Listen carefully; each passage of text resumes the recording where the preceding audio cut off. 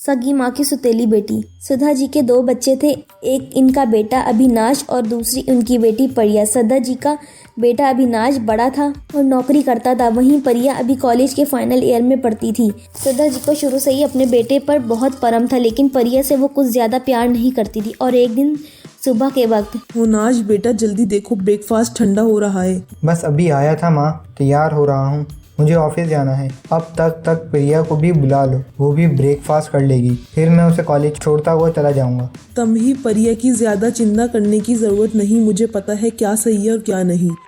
क्या माँ आप ऐसा करती हैं? आप ऐसा क्यों करती हैं? प्रिया आपकी बेटी है और मेरी छोटी बहन। हाँ मैं जानती हूँ माँ हूँ, तुझे बताने की ज़रूरत नहीं है कि कौन क्या है। तो फिर आप प्रिया को वैसा प्यार क्यों नहीं करती जैसा मुझे करती हैं? अरे परिया लड़की है, ज़्यादा लाड प्यार किया तो बिगड़ जाएगी, उसे दूसरे घर जाना है, शादी होकर इस तरह उसे बिगाड़ नहीं सकती। अच्छा ठीक है, इस बारे में बाद में बात करते हैं, अभी मुझे देर हो रही है। तभी वहाँ परिया आती है। माँ बहुत जोर से भूख लगी है, मुझे भी ब्रेकफास्ट चाहिए। हाँ तो जाकर किचन से ले लेना, अब क्या सारी चीज़ें मैं तुझे तेरे हाथ में लाकर दूंगी। अच्छा माँ, मेरी कॉलेज की पिकनिक होने वाली है और मेरी सारी सहेलियाँ इसमें जा रही हैं। मुझे 2000 रुपये चाहिए थे कॉलेज में जमा करवाने के लिए, मुझे भी पिकनिक जाना है। कोई ज़रूरत नहीं है, पढ़ाई में मन लगाओ, इस तरह तुम्हारे घूमने फिरने के लिए मेरे पास पैसे नहीं हैं। अरे क्यों मना कर रही हो माँ, इसे पिकनिक पर जाने दो ना। और प्रिया तुम्हें 2000 चाहिए ना, मैं देता हूँ।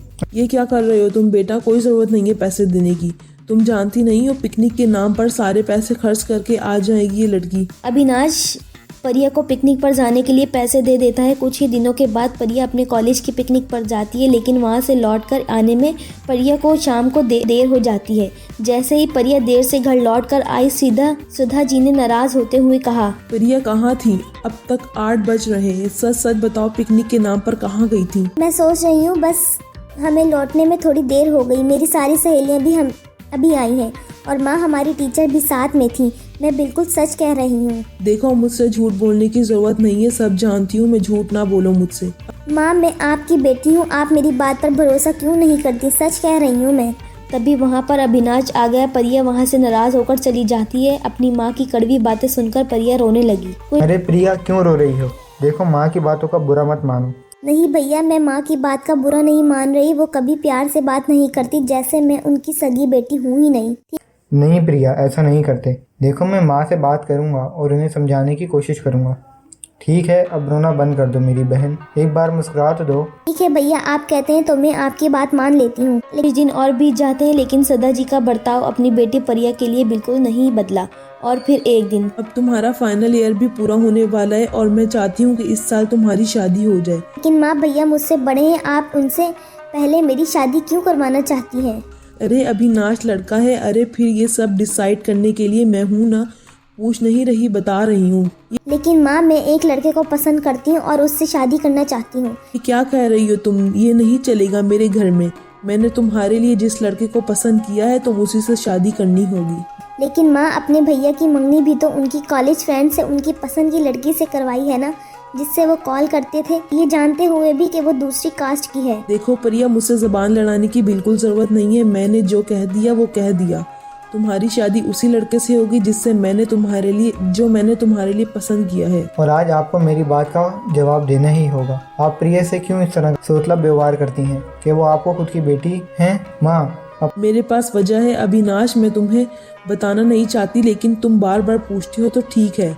क्या बात है माँ जिसकी वजह से आप मुझसे नफरत करती हैं? माँ बता रही हूँ, जब परिया का जन्म हुआ था इसके कुछ ही दिनों बाद तुम्हारे बाबा हमें छोड़कर चले गए। मैंने पंडित जी को परिया की कुंडली दिखाकर पूछा था, उन्होंने बताया कि उस लड़के की दुनिया में आने की वजह से ही उसके पापा चले गए। अपने किसी पंडित के कहने पर पूरी जिंदगी आप सगी बेटी से ऐसा बर्ताव किया, आप ऐसा कर सकती हैं? आप इतनी पढ़ी लिखी होकर इन बातों पर कैसे भरोसा कर सकती हैं? तुम्हारे पापा की मौत हुई थी उस वक्त जब उस लड़की का जन्म हुआ था, ये मेरी सगी बेटी हो ही नहीं सकती। जिस बच्चे ने आपकी कोख से जन्म लिया, आप इसे सौतेला कैसे कर सकती हैं कि आपने प्रिया को जन्म ही नहीं दिया? हाँ जन्म तो ले लिया, लेकिन पैदा होते ही अपने बाबा की जान ले ली उसने। नहीं माँ, ये आपका अंधा विश्वास है। एक छोटा बच्चा भला किसी की जान कैसे ले सकता है? आप सच में मेरे बारे में ऐसा क्यों सोचती हैं कि मैं आपकी सगी बेटी नहीं? तो मेरे अपनी बेटी होते हुए भी अपनी नहीं है। तेरा पैदा होने से मेरी जिंदगी में सिर्फ दुख ही दुख आए हैं। माँ आप इस तरह की बात ना करें तो अच्छा होगा।